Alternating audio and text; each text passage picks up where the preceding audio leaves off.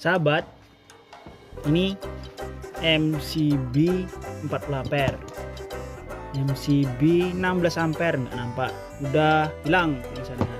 Ini MCB 10 ampere, MCB DC bekas tapi masih bagus dan nggak saya gunakan.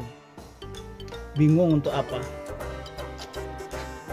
masih bagus dan tidak tahu mau difungsikan kemana karena udah nggak cocok lagi dengan sistemnya.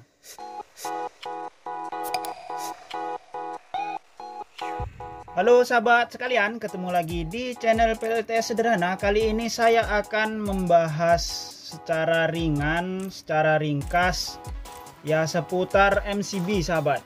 Nah, biasanya kita membeli MCB ini untuk memproteksi sistem PLTS kita, entah itu arus, entah itu konslet, atau yang lainnya sebagai saklar 10 ampere, 100 ampere.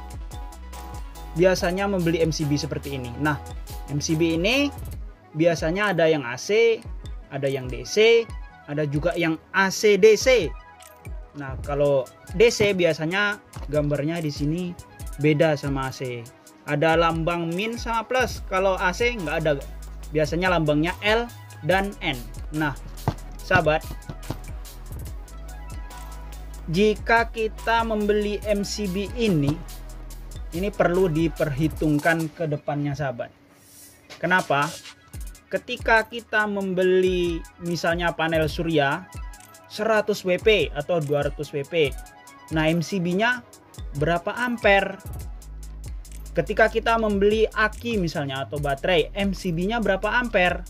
Nah, begitu kan biasanya kita dalam membeli MCB. Nah sahabat, ini perlu diperhitungkan karena jika kita asal membeli MCB, misalnya kita membeli MCB untuk panel surya 100 WP itu sekitar 6 atau 10, karena biasanya itu ketika kita menggunakan PWM itu MCB-nya sekitar 7 ampere yang lewat ya. Jadi MCB 7 ampere nggak ada sahabat, yang ada 6 atau 10.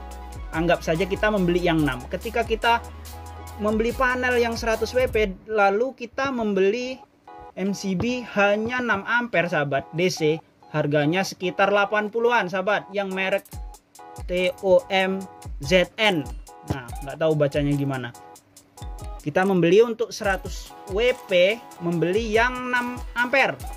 Nah, kita tanpa memikirkan ketika kita upgrade panel surya sahabat, bayangkan kita memula membeli 100 WP, kemudian karena kita sudah hobi ataupun sudah memerlukan panel surya yang lebih banyak, anggap kita nambah lagi 300 WP.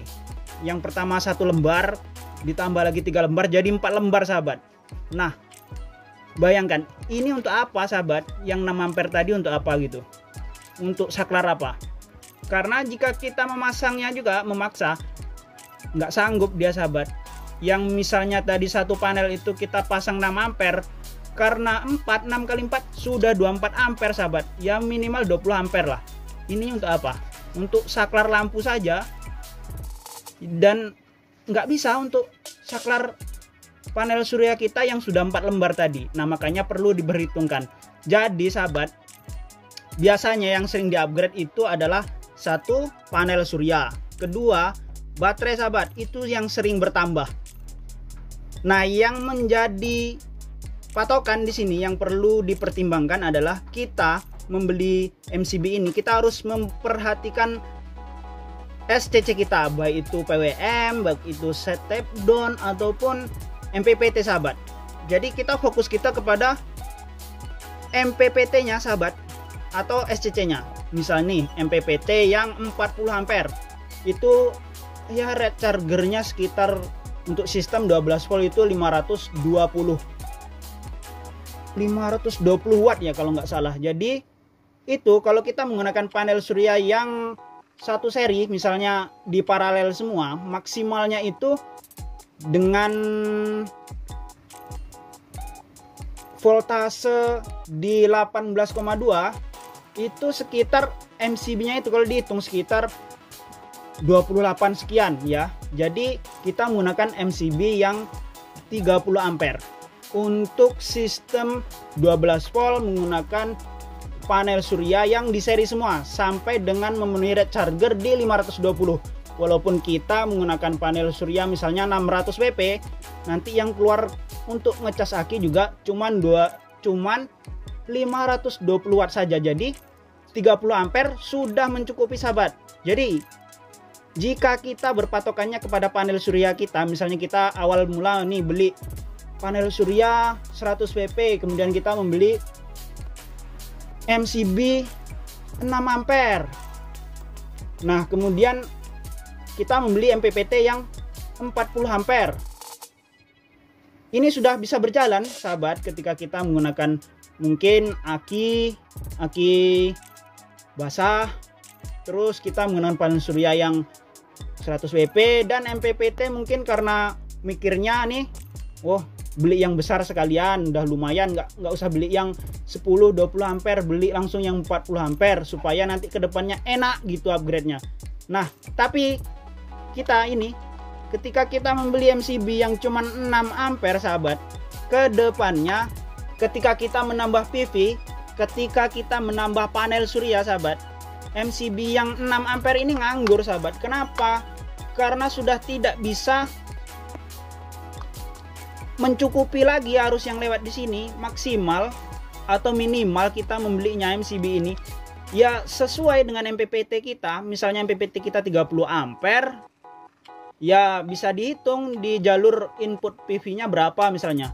Atau yang 40 ampere seperti yang saya hitung tadi, itu yang lewat itu sekitar 30 ampere untuk di sistem panel surya secara paralel itu 18,2 volt ya.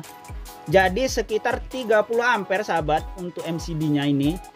Untuk MPPT 40 ampere.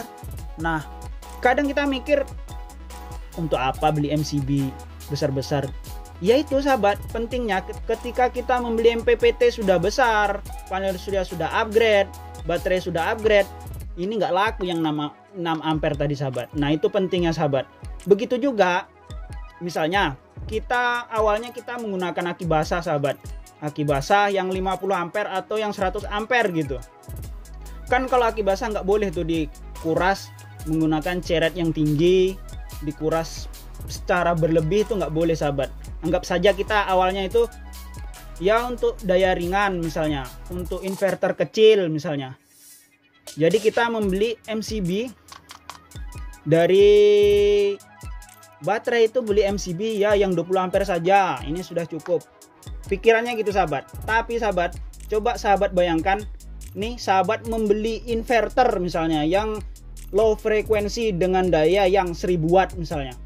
Nih 1000 watt itu kan sekitar 80 ampere sahabat. Nah ketika kita cuman punya MCB yang 20 ampere, tadi awalnya kita menggunakan inverter kecil, kemudian kita membeli inverter besar. Nah ini juga ikut beli sahabat ininya. Coba dipikirin lagi sahabat sebelum membeli MCB sahabat.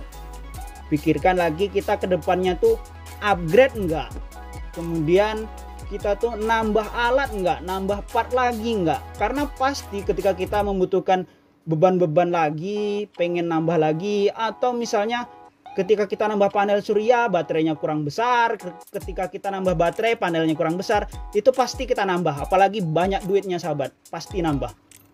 Oke sahabat, jadi begitu, penting difikirkan ketika kita membeli baik panel surya ataupun baterai, misalnya awalnya kecil, coba dipikirkan lagi ke depannya mau nambah berapa lagi gitu. Nah cara menghitung yang lebih simpel sahabat, hitung saja MPPT yang sahabat beli atau SCC yang sahabat beli. Jadi kalau 40 ampere belikan saja MCB yang 30 ampere untuk dari panel surya ke MPPT. Itu untuk sistem di 12 volt, kemudian panelnya di seri, di paralel semua. Ya, untuk dari baterai ya tadi beli aja yang agak besar sahabat. Jadi ketika kita membeli inverter baru, kita tidak perlu membeli MCB lagi, cukup sekali saja. Oh bang, nanti tidak guna dong kita membeli MPPT yang besar, misalnya 30 ampere, kemudian panel surya kita cuman 100 WP. Ya kalau dihitung nggak guna ya tetap guna sahabat. Soalnya kan kita masih bisa fungsikan sebagai untuk saklar sahabat. Habis itu untuk konslet masih berguna sahabat. Nah cuman yang tidak berguna itu untuk proteksi arus berlebih sahabat. Nah sedangkan MCB yang sering dijual di pasaran seperti yang kodenya C seperti ini sahabat, ini baru akan trip ketika arus berlebihnya mencapai 3-5 kali lipat sahabat. Jadi kalau misalnya MCB ini 10 ampere bisa sampai 30 ampere sahabat baru trip. Bahkan banyak kasus MCB seperti ini sampai panas meleleh sahabat belum trip, bunyi tek tek tek tek gitu sahabat. Itu banyak kasus untuk MCB yang seperti ini. Ada yang bagus, ada yang langsung trip tapi beda kodenya sahabat, ini beda. Jadi sahabat, misalnya kita membeli MCB yang 40 ampere atau 30 ampere untuk panel 100 WP ya nggak apa-apa, kita pakai saja. Ya minimal kita ketika ingin maintenance ataupun perawatan berkala kita bisa mematikannya sahabat, nggak perlu buka obeng, bautnya ini nggak perlu dibuka, bisa kita membersihkan ataupun sekedar mengencangkan bautnya itu sudah aman sahabat, tinggal dimatikan saja.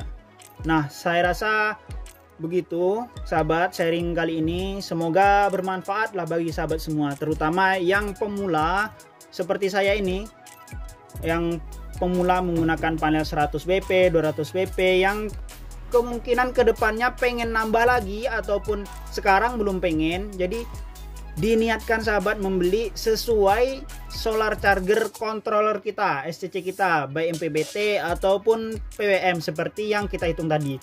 Oke sahabat, cukup sekian video kali ini, semoga bermanfaat. Jangan lupa untuk subscribe channel saya yang sudah subscribe, terima kasih. Jangan lupa untuk di-share ke sahabat-sahabat yang lain. Jika ada yang ditanyakan, silahkan bertanya di kolom komentar sahabat. Dan see you next time and bye.